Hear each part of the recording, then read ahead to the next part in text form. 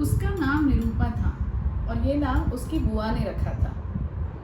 नाम रखते हुए हमें किसी को भी पता नहीं होता कि हम उस नाम को कितना चरितार्थ कर पाएंगे, पर उसके विषय में उसके नाम निरूपा की चर्चा और भी ज़्यादा, क्योंकि 4-5 साल की उम्र में उसे चेचक हो गया था, चिकन पॉक्स। उसका पूरा चेहरा जैसे कोई छैनी हथौड़े से गड्ढे कर दे ऐसा हो गया था। रूप तो बचा ही नहीं, कुरूप हो गया। इस कुरूपता का प्रकोप उसके पूरे जीवन में छाया रहा। इस सुंदरता पूजने वाले संसार में और अलग क्या अपेक्षा की जा सकती है। उसके पापा काफी प्रतिष्ठित वकील थे और धनाढ्य लोगों में उनकी गिनती होती थी। उनके घर के बाथरूम में पंखा है, ये मोहल्ले में चर्चा का विषय होता था। दादी का घर में वर्चस्व था और निरूपा उनकी लाडली थी, पर इस लाड़ प्यार के कारण निरूपा पर काफी रोक टोक थी। आना जाना उठना बैठना उसकी मर्जी से कम दादी की ज्यादा मर्जी चलती थी। डरी सहमी निरूपा स्कूल में सहेलियों को देखकर मन महसूस कर रह जाती। सहेलियां साइकिल से आती जाती और आत्मविश्वास से भरपूर दिखती। गर्ल्स स्कूल, फिर गर्ल्स कॉलेज। निरूपा ने पढ़ाई पूरी की और ज़्यादा पढ़ाई की कोई चर्चा भी नहीं हुई, क्योंकि बीए पास करके विवाह करना है ऐसा दादी का पहले से फरमान जारी था। बहुत सारे लड़के देखे और आखिरकार एक जगह बात तय हुई। कुरूपता का मुआवजा पापा के दहेज ने भर दिया। निरूपा का चेहरा छोड़कर उसका गर्दन से लेकर पूरा शरीर बाकी किसी भी सुंदर लड़की जैसा था, और ये उसे उसके पति से विवाह के बाद पता चला। पति ने कहा, निरूपा, जैसे लोग अपना चेहरा दिखाते हैं और शरीर ढकते हैं तो उल्टा करो, चेहरा छुपाओ और शरीर दिखाओ। ये पति की तारीफ थी या मजाक? बस उन कुछ रातों में उसे विवाह का अर्थ समझ आ गया। पति इकलौते बेटे थे, पीने पिलाने और सट्टा खेलने के शौकीन। शौक और आदत, इन दोनों में अंतर करना बहुत मुश्किल होता है। जब सप्ताह में 4-5 दिन आदमी को कोई दोस्त घर छोड़ने आए तो ये ना केवल आदत पर बाद में लड़ना झगड़ना चिल्लाना रोज का कार्यक्रम हो गया था। सासू जी इस बात पर पैरवी करने के लिए हमेशा मुस्तैद रहती थी। अरे, ये बड़े आदमियों के शौक होते हैं। ससुर जी समझते थे। दिन में अपने कुलदीपक को समझाने जाते, सासू जी फिर ढाल बनकर खड़ी हो जाती। कालांतर में निरूपा को समझ में आ गया था कि इस विवाह का कारण क्या है। जैसा अक्सर होता है, लड़के को सुधारना है तो उसका विवाह कर दो, पत्नी आके सब ठीक कर देगी। पति अपने पति के कर्तव्यों को लेकर काफी चुस्त थे। 1 साल में निरूपा को बेटा हो गया और वो पुत्र प्राप्ति की उपलब्धि के कारण बच गई।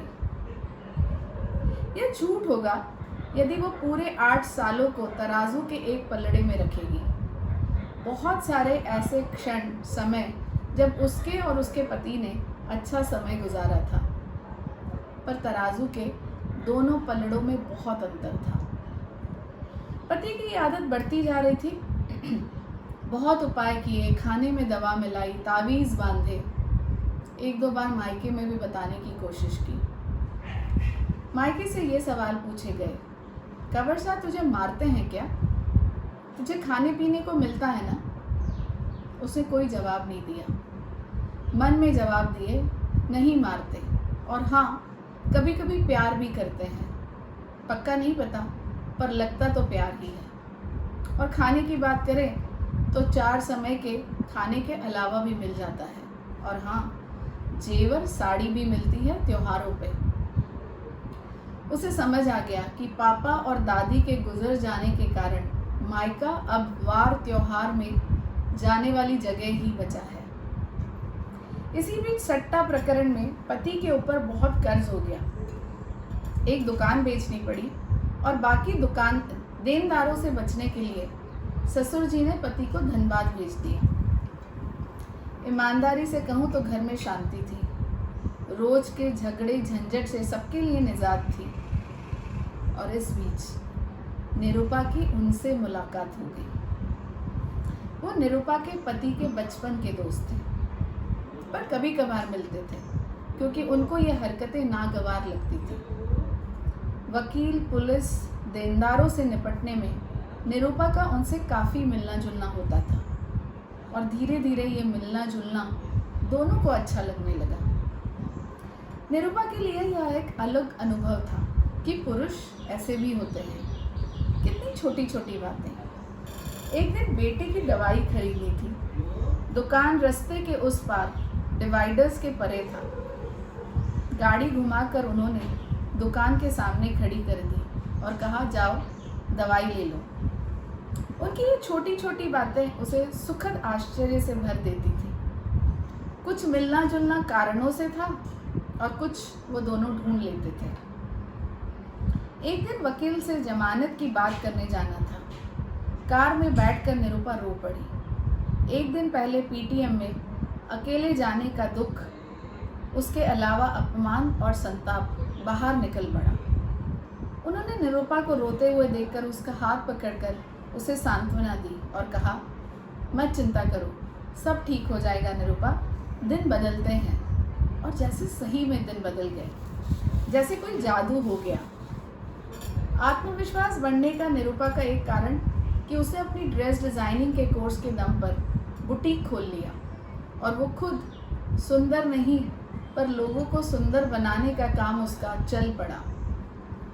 इस एक साल में पति का केस भी ठंडा पड़ गया और वो धनबाद से वापस आ गए। वैसे के वैसे, बस एक सुधार हुआ कि घर बैठकर पीने लगे। निरूपा को अब जैसे कोई फर्क पड़ना बंद हो गया था, या उसने पति एक जिम्मेदारी है यह स्वीकार कर लिया था। पर उनके लिए निरूपा को सब करना अच्छा लगता था। सजना संवरना, उनकी पसंद की डिश बनाकर ले जाना, उनसे बात करना और जब मन किया तो उनके ऑफिस में मिलना। इससे अधिक कुछ और हो ही नहीं सकता, ये उन दोनों को पता था। उनकी पत्नी और 2 बच्चे थे और हर रिश्ता भविष्य संवारने के लिए ही बनाया जाए, ऐसा हो नहीं सकता। आखिर विवाह भविष्य संवारने के लिए किया था, क्या हुआ? एक दिन निरूपा उनसे फेसबुक पे बात कर रही थी और उनके मैसेज को जवाब देने में देर हो गई। दूसरे दिन वो इस बात से निरूपा से गुस्सा थे। कारण पूछने पर उसने बताया, अरे हाँ, थोड़ी बिजी हो गई थी। पता है कहाँ? शरारत भरी आवाज़ में उसने बात को और घुमाया। मेरे स्कूल की सहेली मिल गई थी एफबी पर और उसके भाई की प्रोफाइल देख रही थी। पता है, उसके भाई को मैं बहुत अच्छी लगती थी, पर कभी भी आगे बढ़ने की हिम्मत नहीं की। जानती थी पापा इस रिश्ते को कभी हामी नहीं भरेंगे। इस घटना के बाद निरूपा को लगा बात आई गई हो गई। इतनी छोटी सी बात जो थी, पर बढ़ती गई। 10 दिन बाद निरूपा का जन्मदिन था। ऐसे सारे खास दिन वो दोनों 3-4 दिन बाद मनाते थे, जब सारी दुनियादारी खत्म हो जाती थी। पर इस बार जन्मदिन के दिन ही मिलने की उन्होंने जैसे जिद पकड़ ली। बोले, मुझे कुछ नहीं पता निरूपा, तुम्हें मुझे जन्मदिन के दिन ही मिलना पड़ेगा। बहुत समझाया पर मानने को तैयार नहीं। एक ही रट, मुझे कुछ नहीं पता, कुछ भी करो, 5 बजे ऑफिस में आ जाना। बड़ी मुश्किल से बहाना बनाकर ऑफिस पहुंची। बड़ा सा केक, उसके पसंद के फूल और प्यारा सा ब्रेसलेट उसका इंतज़ार कर रहा था। उन्होंने उसे गले लगाया और हमेशा जैसा माथे पे चूमा और कहा, खुश रहो निरूपा। ये कहकर वो आगे बढ़ने लगे। निरूपा ने उन्हें रोका। आज नहीं, मन नहीं है, घर जल्दी जाना है, बड़ी दीदी आने वाली है।